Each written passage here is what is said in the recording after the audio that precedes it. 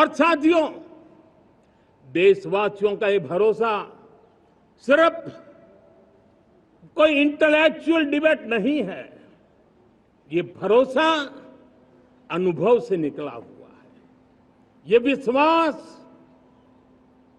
लंबे कालखंड के परिश्रम की पैदावार है और इसलिए देश का सामान्य मानव याद करता है जब लाल किले से कहा जाता है कि हिंदुस्तान के 18,000 गांवों में समय सीमा में बिजली पहुंचाएंगे और वो काम हो जाता है, तब भरोसा मजबूत हो जाता है।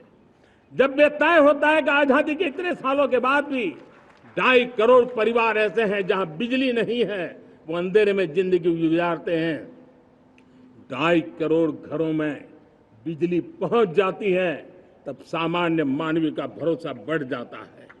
जब लाल किले से स्वच्छ भारत की बात कही जाए, तब इस देश के अग्रिम पंक्ति में बैठे हुए लोग हो, गांव के लोग हो, गरीब बस्ती में रहने वाले लोग हो, छोटे छोटे बच्चे हो, हर परिवार के अंदर स्वच्छता का वातावरण बन जाए, स्वच्छता की चर्चा हो, स्वच्छता के संदर्भ में एक दूसरे को रोक टोकने का निरंतर प्रयास चलता रहे।